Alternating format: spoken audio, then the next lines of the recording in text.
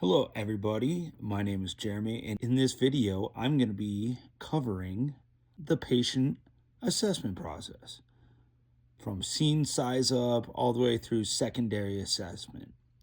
So if you want to bear with me, I'm going to show you on Woody on what to do for everything. Alright, first thing we're going to start with is scene size up. BSNAME. The first thing you're going to want to do is have your BSI, body substance isolator. Basically your safety equipment, your PPE, your goggles, your gloves, even your mask in some situations. You're going to want to be protected on scene because you don't know what you're going to encounter. The next one is the scene safe. Is what you're getting into. Does it have any possible hazards? Could be traffic, could be sharp edges, and number of patients. Is it just Woody here? Or is Buzz floating around somewhere? Is Buzz the perp? You got to know what's going on. Additional help kind of ties back to number of patients. Are you going to need help with additional ambulances?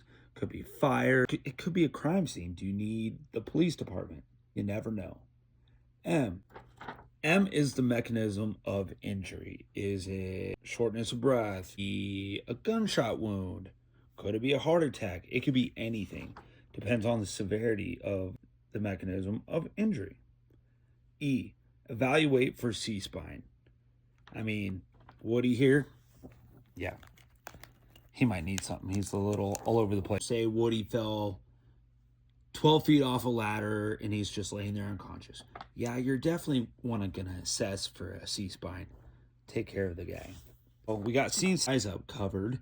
Let's go into primary assessment. General impression of the patient. Chief complaint. All right, we get to Woody's place. We're like, shortness of breath. We'll use that. And he's like having a hard time talking. He's just barely getting any breaths out. It's hard for him to formulate a sentence, but say Buzz comes in. First and foremost, knock, knock, knock. EMT, you always want to wait for somebody to answer the door. Give it a few. Say somebody doesn't answer the door. Okay, there's probably a problem. So Woody's over here, kind of hunched over, and he's like, He's breathing, but he's not breathing too terribly much. Having a hard time. Buzz comes in, and he's like, he sees the patient. All right, having a hard time breathing. Let's assess his ABCs. So he's like, hey, what's your name? And Woody's just like, Woody. And just like, Buzz over here. Okay, well, what seems to be the problem? Woody then tells Buzz, having shortness of breath. Okay.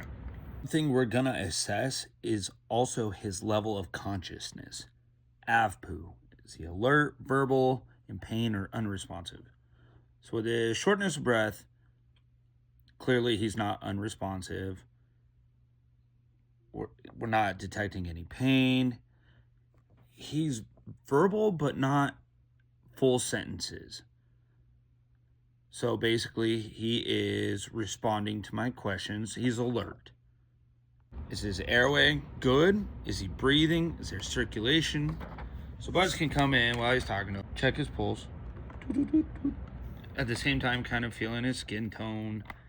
And as he's talking to him, checking his pulse, he's noticing, okay, he's not making conversation, but he's responding. Not in full sentences, but he's responding. Okay, so circulation's fine. He's got a pulse. Let's go back to breathing. Okay, he's having shortness of breath. So we're going to assess that. Okay, maybe we'll get a pulse ox on his finger, kind of get a read on that. We're going to administer oxygen to kind of help him breathe. Woody isn't unconscious to where he fully needs our help. So what we're going to do is we're going to give him a non-rebreather. To help him breathe a little bit more, we're going to give him about 10 to 15 LPMs. Nothing crazy, but it's going to help circulation. Buzz checked his pulse, skin signs. His pulse was good. His skin sign, a little pale, but one thing Buzz didn't look for was major bleeding. All right. Patient is good. Now that we've assessed the ABCs of the patient, we're going to identify priority patients and make transport decisions. Is Woody a rapid or is he a focused? In this situation, Woody is a focused because we're trying to help him breathe. We're not detecting any pain or anything like that. Now, say this was a gunshot wound incident.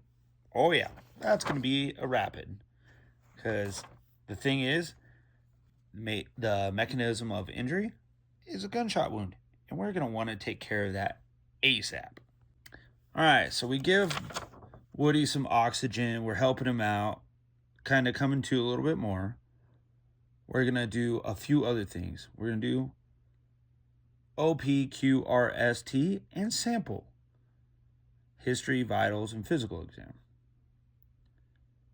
So with this, onset.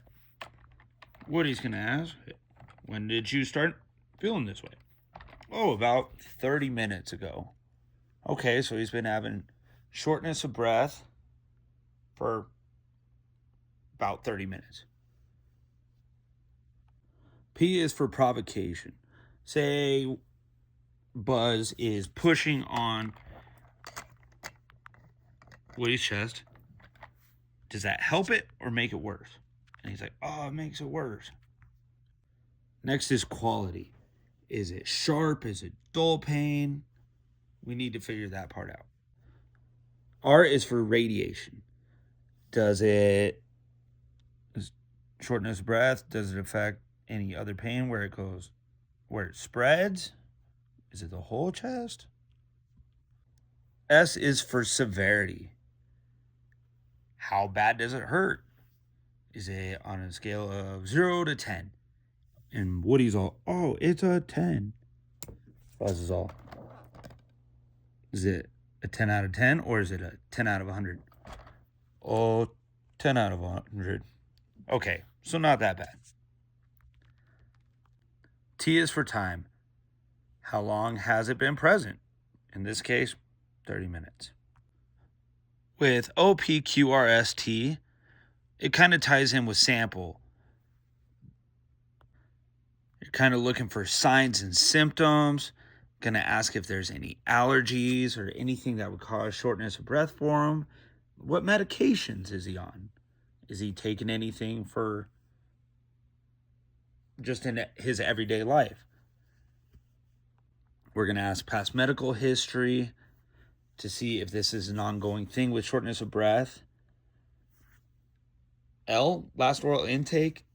Did he eat something to cause this? Or is there any medication that he is on that would kind of cause shortness of breath? Events leading up to. Was he working out? Was he laying still how he is right now? So say Woody here has to go to, or he's a trauma patient. We're going to find out DCAP and BTLS. We're going to find out deformities, contusions, abrasions, penetrations and perforation, burns, tenderness, lacerations, and swelling. So depending on the patient, whether it be focused or rapid, based on the patient condition, medical or trauma, we're going to check their vital signs, their blood pressure, their pulse, their respirations, and all of that again, to see if we got everything taken care of, back to where it needs to be. So with the secondary assessment done, we're going to go into the reassessment. We're going to keep ongoing monitoring of patient condition. We're going to adjust treatments as needed. And we're always going to prepare for transport and communicate all our findings. I appreciate you guys sitting through this with me during this awesome presentation with Buzz and Woody on the patient assessment process, all the way from scene size up through the secondary assessment